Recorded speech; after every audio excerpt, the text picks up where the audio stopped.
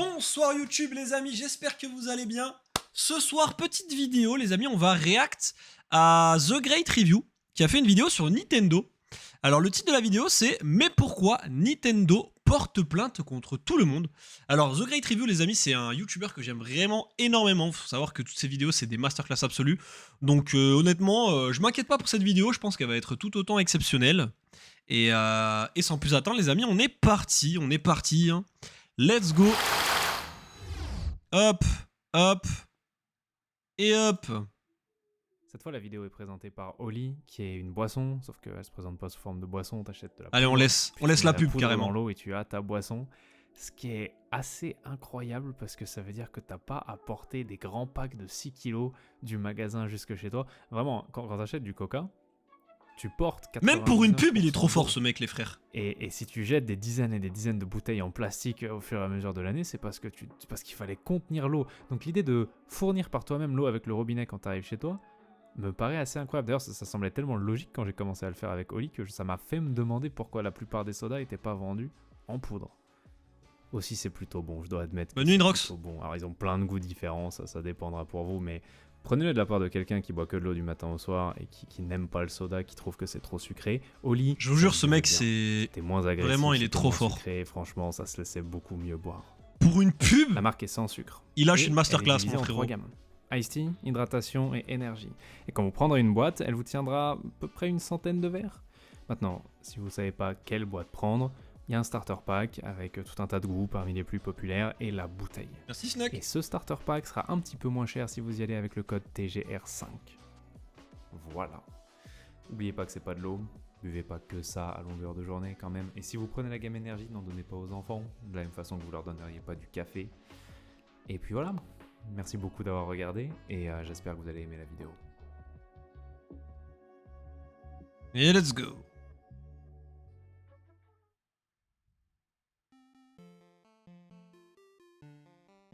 C'est pas un studio de jeux vidéo comme les autres.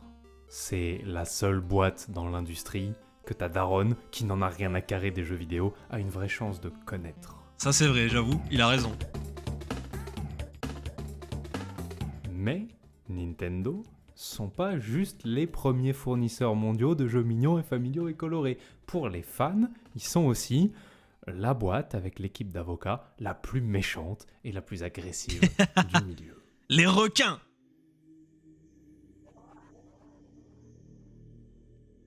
Ce que je veux dire, c'est quand t'aimes un jeu vidéo, quand t'aimes un univers, t'as envie de créer des trucs autour de cet univers. T'as envie de composer des musiques, d'écrire des histoires, de faire des jeux, de faire des vidéos. C'est normal. Ça s'appelle être un fan. On aime un univers, on a envie de faire des trucs dans cet univers.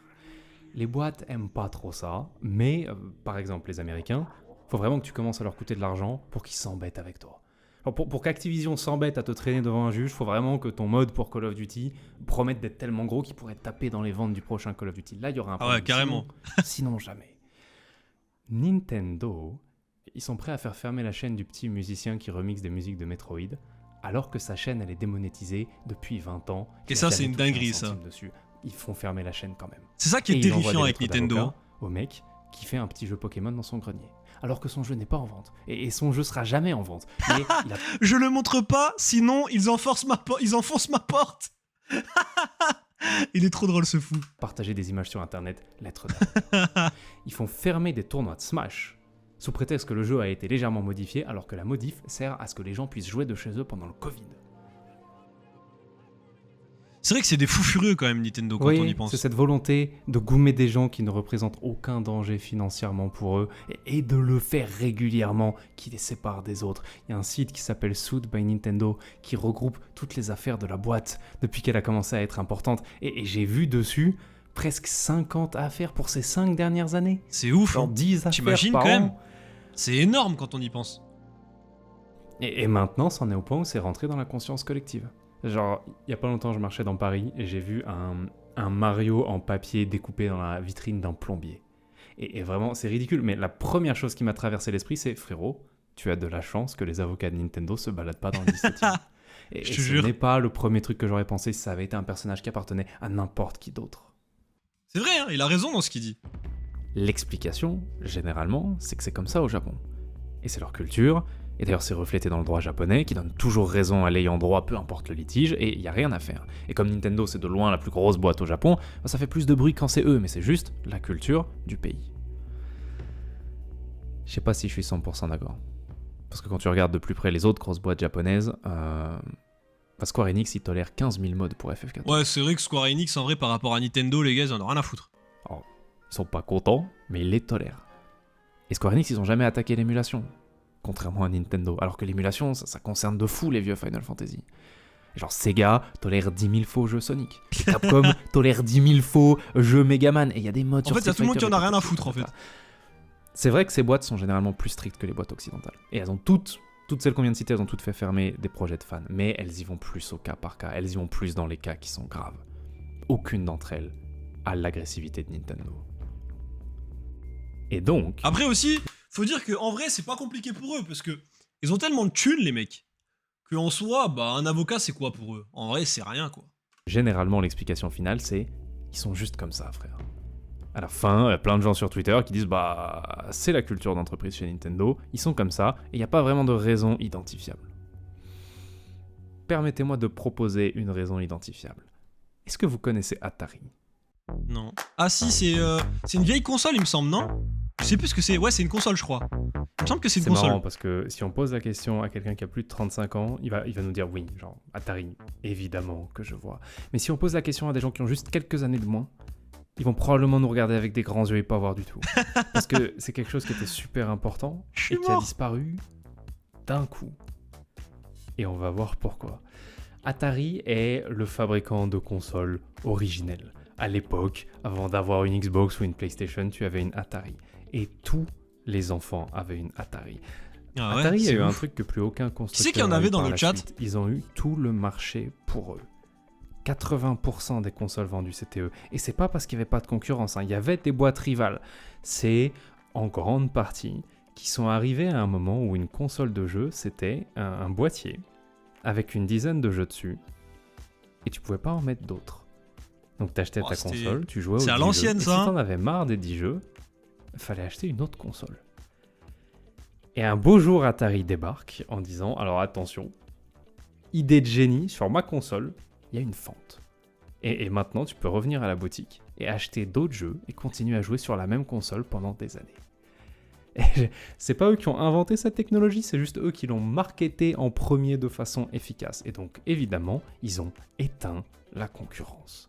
Leur console Star est devenue ultra légendaire. C'est littéralement la première console de salon à succès de l'histoire. C'est ouf, je pensais pas autant, tu vois. C'est à des millions de gens qu'au lieu d'aller aux arcades, ils peuvent rester chez eux comme des sacs.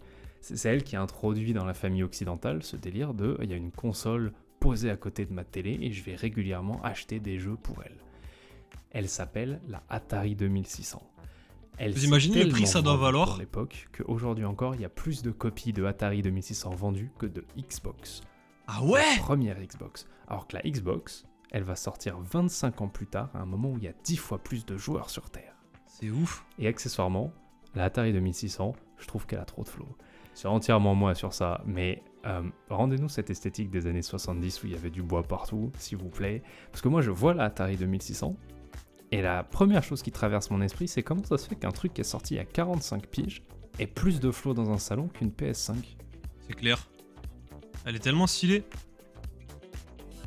Donc ils ont la première console à succès de l'histoire et fait pas courant pour une boîte dans les années 70, il y a tous les soirs au quartier général des fêtes absolument énormes. Et ça me déglingue parce que ça se voit qu'il tourne pas les vidéos en même temps parce qu'en fait il est très long à faire ses vidéos.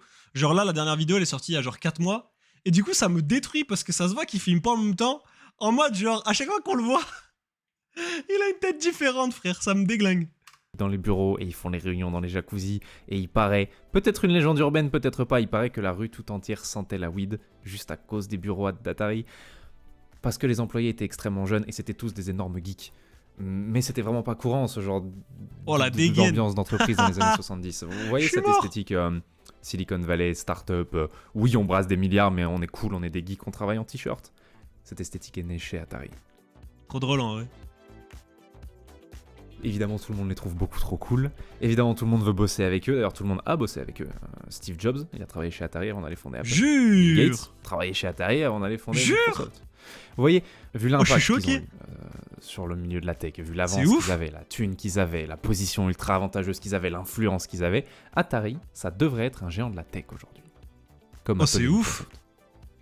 Au minimum, ça devrait être un géant du jeu vidéo comme Nintendo. Où est-ce qu'ils sont? Vous avez joué à un jeu Atari récemment?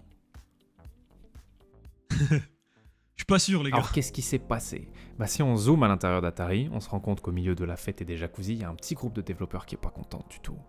C'est des développeurs très talentueux. Des fois, ils font des jeux incroyables, qui se vendent dans tous les États-Unis, qui rapportent des milliards. Et quand ça arrive, Atari dit quoi? Atari dit très bien joué, voilà tes 2000 par mois comme convenu. Ouah, Et ils disent on est des artistes. l'arnaque. Un artiste, c'est censé être payé en fonction du succès de ce qu'il fait. Si un peintre peint un chef-d'œuvre, il devient riche et célèbre. Si un auteur écrit un best-seller, il devient riche et célèbre. Nous, si on fait un jeu merveilleux qui se vend à travers tous les États-Unis, on n'a rien. Atari, en nous imposant le système d'être salarié, Atari s'est juste assuré que si on rencontre le succès en tant qu'artiste, c'est eux qui récupèrent tout. Il a pas tort, en vrai, là, d'un coup. Et non seulement la boîte se fait des milliards et ils touchent quasiment rien dessus, mais ils peuvent même pas se servir des bons jeux qu'ils ont faits pour se faire connaître, parce que Atari a pas jugé bon de reprendre la tradition du cinéma où tu mets le nom de l'équipe à la fin de l'œuvre. Ah ouais, la douille. Il n'y a donc pas de crédit à ce moment-là dans le jeu vidéo. Quand tu arrives à la fin d'un jeu Atari, ça dit Atari, bonne journée.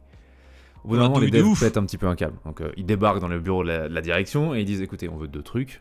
On veut toucher un pourcentage de ce que vous faites sur les jeux et on veut que nos noms soient à la fin des jeux qu'on fait. Genre, quand même. Et la direction rigole. La direction dit vous allez partir. On est Atari. Personne quitte Atari. Donc vous allez absolument rien avoir et bonne journée. Eh ben, ça va. Et c'était une erreur. C'était une erreur. Parce que ce groupe a vraiment démissionné. Et ils ont fondé un studio. Et le but de ce studio, la mission de ce studio, c'était de montrer au monde que le plus important quand tu fais des jeux, c'est pas d'avoir un nom super prestigieux et super important comme Atari, c'est la vision créative des gens qui ont fait ce jeu. Voilà. Et pour illustrer ça, ils ont appelé leur boîte Activision. Jure, c'est eux.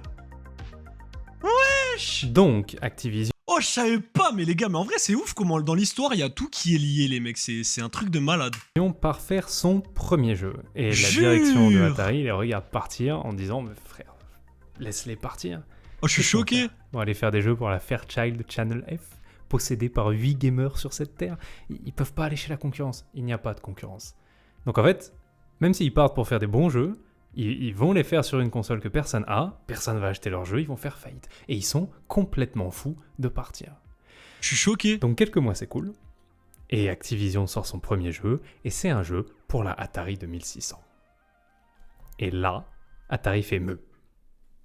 Mais t'as pas le droit. Et Activision fait frérot, je pense honnêtement que j'ai le droit. Ils en ont rien à foutre. Et Atari porte plainte, évidemment, et les traîne devant un juge et fait monsieur le juge, ils viennent de faire un jeu sur ma console sans mon accord, c'est une dinguerie quand même. C'est vrai que c'est une dinguerie. Et le juge dit ok, je vois, pause. Qu'est-ce qu'ils ont fait d'illégal exactement? Parce que je peux pas les condamner pour avoir fait un jeu, et je peux pas les condamner juste parce que le jeu tourne sur ta machine. Ce n'est juste pas illégal. En vrai, ils Et se sont Atari fait, gavés, ok, ouais, wesh. très bien, faire un jeu pas illégal, super. Sauf qu'ils savent comment faire un jeu sur ma machine parce qu'ils ont bossé chez moi. Et le vol de secrets d'entreprise, ça c'est très très très illégal. Et là, Activision fait mon meilleur frérot. N'importe qui sur cette terre, avec un peu de connaissances en informatique, peut acheter ta console, la démonter, En vrai, comprendre comment elle marche et faire des jeux dessus. j'avoue, ils ont pas tort. L'idée il faut forcément être passé chez toi pour avoir une chance de comprendre la Atari 2600 est risible. Bah ouais, c'est clair, il a Et raison. le juge dit, je suis plutôt d'accord avec Activision. Ah bah c'est clair, hein. C'est à la portée de tout le monde de faire un jeu sur cette console. C'est tellement à la portée de tout le monde que c'est pour ça que vous avez une protection dessus pour qu'elle lance que vos jeux officiels. Et là, Atari fait... Oh le drame. quelle En protection? sueur le mec. Et le juge dit, la protection qu'il y a sur votre machine pour qu'elle lance que les programmes que vous avez approuvés. Et Atari fait... on pensait que la console était à nous, on pensait pas que quelqu'un oserait commencer à faire des jeux dessus, et donc il n'y a pas de protection. Ah. Et là, le juge fait, attendez, vous êtes en train de me dire que la console lance n'importe quel jeu fait par n'importe qui sans Oh problème? le... Oh les cons. Oh les cons. Oh ouais, ils ont pas réfléchi à ça en fait du coup. Oh. Et là les frères, c'est le drame. Là, c'est le drame. C'est rendu public, c'est le drame. Donc vous êtes en train de me dire que vous avez mis dans 15 millions de foyers aux États-Unis une machine dont le design dit que n'importe qui peut faire des jeux dessus. Oh, oh le drame. Et bah donc je ne peux rien pour vous, les potes. Ah bah ouais, c'est clair. Pour la défense de Atari, quand même, ils l'ont pas vu venir parce qu'on est tellement tôt dans l'histoire du jeu vidéo qu'il n'y a pas de studio. Ah oui, Il y a juste parce carrément. qu'on est tellement tôt que les seules 3 boîtes qui s'embêtent à faire des jeux pour console, ce sont des boîtes qui font des consoles. Donc, Atari fait tous les jeux pour la Atari, Fairchild fait tous les jeux pour la Fairchild. Ouais, c'est vrai qu'en vrai, maintenant, on trouve ça logique, mais c'est vrai que du coup, vu de leur époque, c'est vrai qu'en fait, tu te dis, ben, c'est ma console, je fais mes jeux, les autres, ils font leur console plus leurs jeux. Tu peux pas avoir, en fait, le recul qu'on a maintenant, en fait, en gros. En fait, je trouve, hein. Et les jeunes développeurs qu'ils ont engagés pour leur faire des jeux n'ont pas encore capté qu'ils pourraient aller le faire à leur compte. Oh, Sauf si tu les pousses dehors mais là, mais en c'est les le payant drame pas de assez. ouf, en vrai. Et donc Activision est la première équipe à débarquer en disant non, on veut juste vivre de nos jeux. Et on voudrait qu'ils soient sur la console que tout le monde a, s'il vous plaît. Et Atari va devant le juge et fait frère, comment j'aurais pu prévoir des mecs pareils? C'est clair. Et le juge dit je suis désolé, il fallait mieux protéger ce que t'as. Ah, c'est Aucune vrai que là. protection sur la console. Je n'ai pas de base pour Ah, j'avoue, interdire c'est chaud, quoi que ce soit à qui que ce soit là. Ce jour-là, Activision ont gagné le droit de continuer à faire des jeux sur la Atari et ils sont devenus le premier studio. Genre la première boîte indépendante qui fait des jeux pour une console qui est pas à eux. C'est fou l'histoire quand même. Très ironiquement, le jour de leur grande victoire, ils ont signé leur arrêt de mort. Ah. Bah, ils viennent de montrer au monde entier qu'il y a une énorme faille dans la protection juridique de Atari. En fait, tout le monde doit faire comme eux. Pas leur mot à dire sur quel jeu il y a sur leur console. L'année du procès, si on était allé au salon du jeu vidéo de l'époque, on n'aurait vu quasiment aucun exposant. C'était le tout début. Il y aurait eu Atari, Activision et un concurrent d'Atari. L'année d'après, ils étaient 17. Et l'année d'après, ils étaient 158. C'est la première grande explosion de l'industrie des studios aux États-Unis.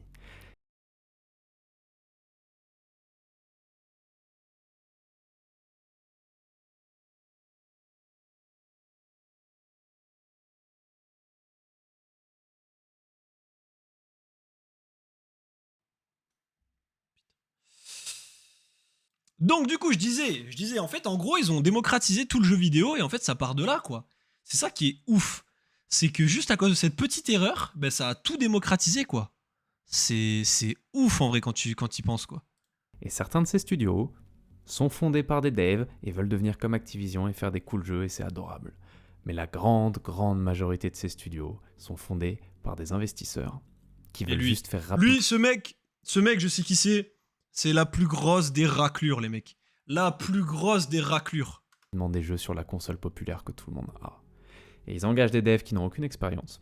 Et quand les devs qui n'ont aucune expérience viennent voir leur patron en disant « Patron, on sait pas comment faire un jeu qui va être un hit, en fait. » Le patron dit « Ce n'est pas grave. Vous prenez un jeu qui a eu du succès et vous faites la même. » Ah ouais, les recopieurs. Ils peuvent faire ça. Ah, ils peuvent absolument. Déjà, les jeux de l'époque sont pas très compliqués, donc ils sont relativement rapides à copier. Et puis surtout, les idées ne sont pas protégées dans le jeu vidéo. Si t'as une idée de génie, si t'es la première personne à inventer un jeu où on doit sauter d'un nénuphar à l'autre, bravo, personne n'avait eu l'idée avant. Si un de tes concurrents pique ton idée et fait un jeu qui est 99% comme le tien, et que tu vas voir un juge, le juge ne pourra rien pour toi. C'est chaud quand même. Les idées ne sont pas protégeables. Tu peux faire protéger des mini-trucs, genre un dessin. C'est-à-dire, si ton concurrent est suffisamment bête pour reprendre ton héros et le redessiner exactement à l'identique dans son jeu, là tu pourras l'attraper, mais il est pas idiot. Il va piquer toutes tes idées et changer très légèrement la tête du personnage. Et tu ne pourras rien faire. C'est comme ça que cette fraude de Palworld arrive à s'en sortir en disant « Bon, ça la mèche, il est bleu, ça n'a absolument rien à voir. » Et ils s'en sortent, vous voyez. Ah, les gamins. Si les idées étaient vraiment protégeables dans le jeu vidéo, Valve aurait attaqué Riot, Valorant n'existerait pas, et personne n'aurait jamais claqué 60 balles dans un skin de Vandal. Ah c'est vrai, il a pas tort. Vous voyez les conséquences. Ok. Qui est l'arbitre dans cette situation normalement? Puisque c'est pas le juge. C'est le propriétaire de la console.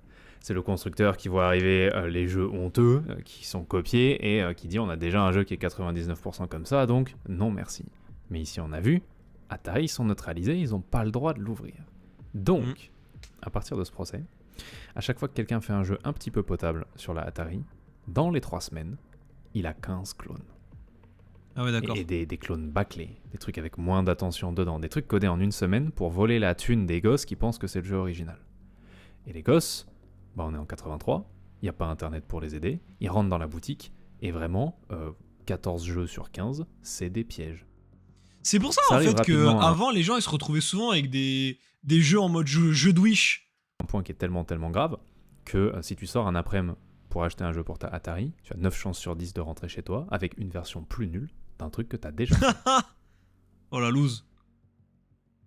Combien de temps La loose de vous continueriez à acheter des jeux vidéo si c'était à ce point une arnaque? Parce que les Américains ont tenu 1 an. En gros, c'est-à-dire qu'à partir de début 83, après 1 an de ça, ils arrêtent d'acheter des jeux. Et ils arrêtent. C'est-à-dire que début 83, les propriétaires de boutiques commencent à renvoyer des jeux par palette au studio en disant mais reprenez vos trucs, je ne peux pas écouler la moindre copie. Et évidemment, les 150 studios honteux qui voulaient juste faire des jeux faciles, ils n'ont pas les fonds pour rembourser. Donc ils font faillite. Oh le drama de Tous ouf. les uns après les autres. On parle d'une centaine de sociétés différentes qui s'effondrent en succession. Et juste sur ça, une bonne moitié des gens qui travaillent dans le jeu vidéo perdent leur job. Et c'est pas mieux pour les grosses boîtes. Alors, l'atteinte à l'image du jeu vidéo est tellement grave à ce moment-là. Après 1 an de ça, les gens y croient tellement plus que même si Activision faisait un jeu incroyable, personne viendrait l'essayer. Donc Activision doit virer la moitié de leurs employés. Et Atari doit virer la moitié de leurs employés. Et on monte à plus des 3/4 des gens qui travaillent dans le jeu vidéo perdent leur job. Là-dessus arrivent tous les vieux analystes américains qui sont tout contents et tout triomphants et qui arrivent en disant « Écoutez, on vous l'avait dit que ce délire de jeu vidéo, c'était une arnaque. C'est enfin terminé et nos enfants vont retourner faire des trucs normaux comme du baseball ou du vélo. » Et la crise s'aggrave, et elle s'aggrave, et elle s'aggrave, et à un moment, tout le monde fait faillite. Les ventes de consoles atteignent un niveau qui est tellement proche de zéro que... Imaginez si aujourd'hui, il y avait une crise du jeu vidéo tellement grave que Nintendo abandonnait tous ses jeux vidéo dans la rue. Alors, Nintendo est tellement persuadé qu'ils ne vendront plus jamais une copie, genre que le jeu vidéo c'est fini, qu'ils préfèrent juste faire de la place dans les entrepôts, ils jettent tous les jeux dans la rue et comme ça ils mettent des micro-ondes dans leurs entrepôts. Je sais pas si on se rend compte de la dinguerie, genre. Il y a un endroit aux États-Unis avec des dizaines de milliers de cartouches Atari. C'est ouf, au milieu de nulle part. Parce que fin 83, Atari a jeté l'éponge et largué le stock dans le désert. T'imagines quand même. C'est fou, hein. Vous vous en doutez, mais Activision a survécu dans une forme super affaiblie, ce qui a permis à un certain Bobby de les racheter pour vraiment pas cher 10 ans plus tard. L'enfoiré Atari, originel. Atari, techniquement, ils existent encore aujourd'hui, techniquement, ils ont survécu, mais ils n'ont plus jamais compté dans l'histoire du jeu vidéo. Ce qui est incroyable, parce que c'est de très loin l'entreprise la plus importante du début du jeu vidéo.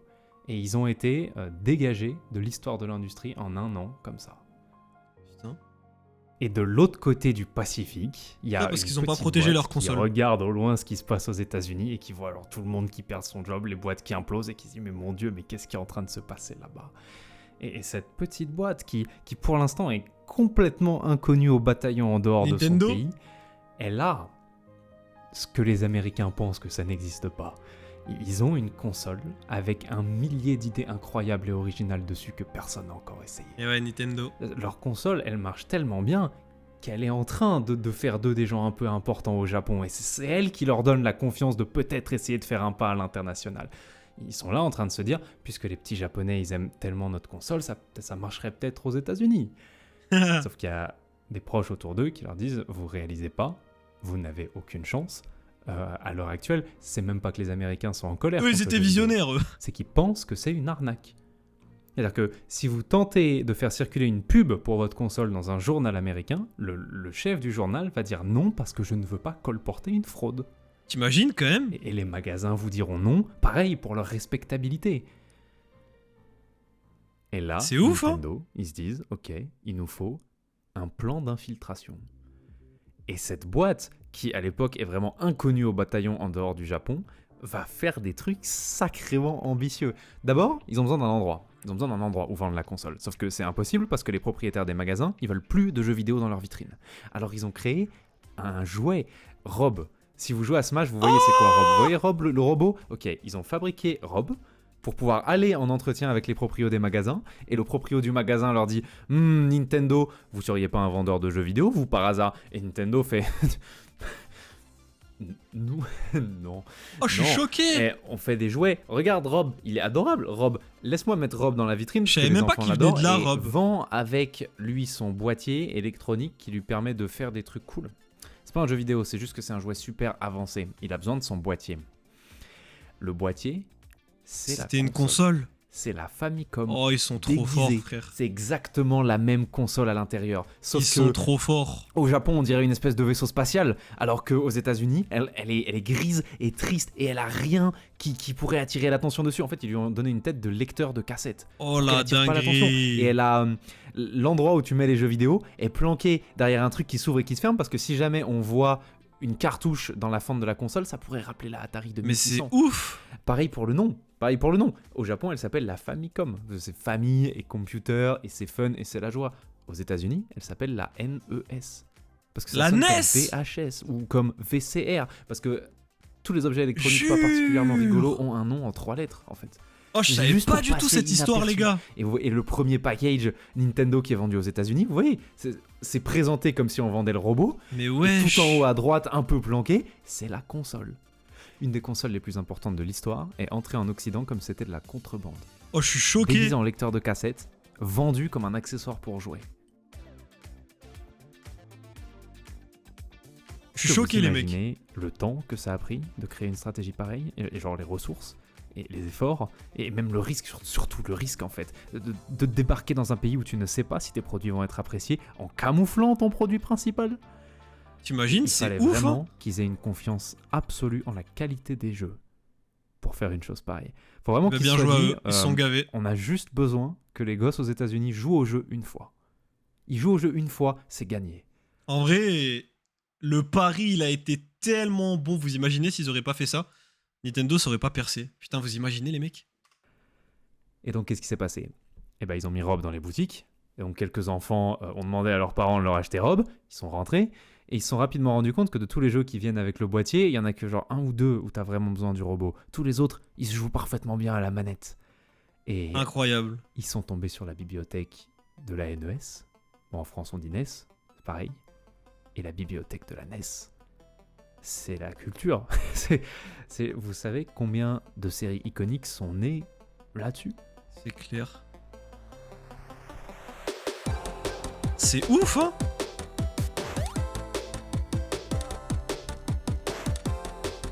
Zelda, Mario. La masterclass. Ça, c'est Final Fantasy. Ceux-là, j'y ai joué, les frères. Metroid. Que des masterclass. Castlevania, wesh.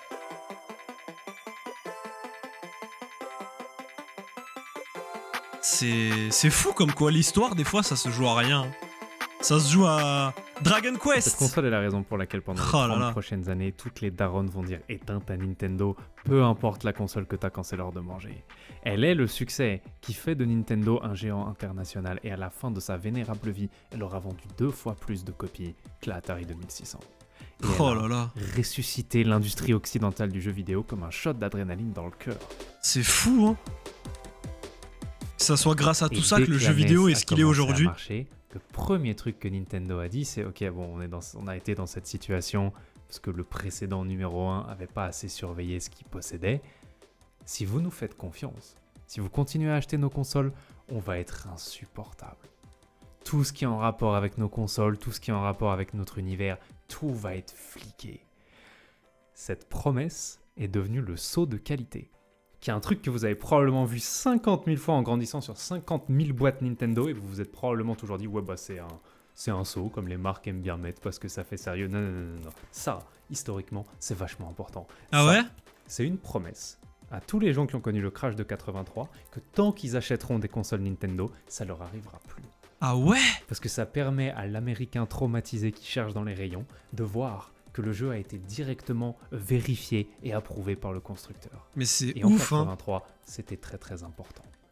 C'est ouf. Et vous allez me dire, ok, très bien. On se rend pas compte à quel point Vous c'est... allez probablement me dire, je doute qu'un truc qui est arrivé au début des années 80 soit la raison pour laquelle Nintendo fait fermer ma chaîne YouTube de musique aujourd'hui. J'entends bien. Mais les jeunes devs de Nintendo qui ont élaboré le plan et qui ont camouflé la NES et qui ont fait tout ça et qui avaient 25 ans à l'époque, aujourd'hui ils ont 60 ans et ils sont vice-présidents. Et c'est eux qui font la culture de l'entreprise. T'imagines quand même. C'était il n'y a pas si longtemps que ça. Nintendo est une boîte qui est remplie de gens qui se souviennent très très bien avoir vu de leurs yeux l'industrie occidentale tomber parce que le numéro 1 de l'époque fliquait pas assez ce qui lui appartenait. Et ils se souviennent que les conséquences ont été tellement graves qu'ils ont dû rentrer en Amérique comme des criminels. Ils se souviennent aussi que le juge qui aurait pu sauver Atari, qui aurait pu interdire à tout le monde de faire des jeux sur leur console, a refusé sous le prétexte que Atari n'avait pas été suffisamment strict avant. C'est ça que je trouve incroyable en fait. C'est que toute cette histoire, eh ben en fait quand tu y penses et quand tu te poses 2 minutes dessus, ben en fait c'est pas si vieux, tu vois. C'était il y a genre 40 ans quoi. C'était, enfin 40 ans j'abuse, mais ouais si c'est ça, c'était il y a 40 ans. En vrai c'est hyper récent, c'est ça qui est ouf. C'est que c'est à la fois très loin et en même temps c'est tellement récent, c'est ça qui est magnifique. Je trouve c'est vraiment incroyable. Et donc ils ont appris ce jour-là que quand tu as besoin de la justice, elle va regarder comment tu t'es conduit jusque-là. Et là, elle va choisir si elle t'aide ou pas. Et enfin, ils se souviennent, et je pense que c'est le pire, je pense que c'est ça qui a le plus traumatisé Nintendo. Ils se souviennent que c'est pas des rivaux d'Atari qui ont fait tomber Atari. C'est pas une des 14 marques qui essayaient de faire une console pour concurrencer. C'est des gens qui sont venus faire des jeux sur leur console. C'est vrai. Et je pense que c'est la plus grande leçon du crash de 83. C'est quelqu'un qui s'accroche à toi et qui salit ton image, fait 1000 fois plus de dégâts que n'importe quel concurrent. C'est clair. Et je pense que c'est pour ça qu'ils pètent des câbles comme ça sur les gens qui font des trucs Mario, des trucs Pokémon ou des trucs Zelda.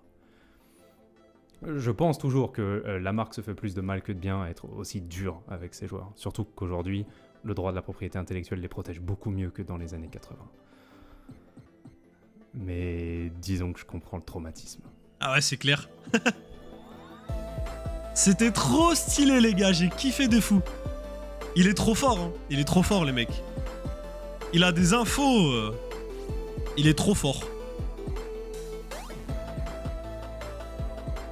Je vous jure vraiment, The Great Review les mecs, pour moi c'est le meilleur youtubeur, hein. Il est exceptionnel, j'aime tellement ce qu'il fait, c'est vraiment incroyable. Un grand merci à lui pour cette vidéo parce que t'apprends tellement de choses, c'est tellement bien amené, c'est exceptionnel les mecs, vraiment c'est exceptionnel. En fait je pense que là tous les noms qui défilent et tout, c'est beaucoup de gens avec qui il a fait ses recherches etc. Je pense Deb. Parce qu'en fait on dirait pas comme ça mais de base il est journaliste. Et en fait, il fait énormément de recherches et je pense que pour trouver tout ça, c'est dur. Hein. Ouais, je suis d'accord avec toi, Fefen. Je suis d'accord, mon frérot. Et ben franchement, bien joué à lui parce que la vidéo est magnifique. Les amis, j'espère que ça vous aura plu. N'hésitez pas à laisser un petit commentaire et un petit pouce bleu. Pouce bleu si t'as liké la vidéo. Et merci à vous, YouTube, et je vous dis à la prochaine.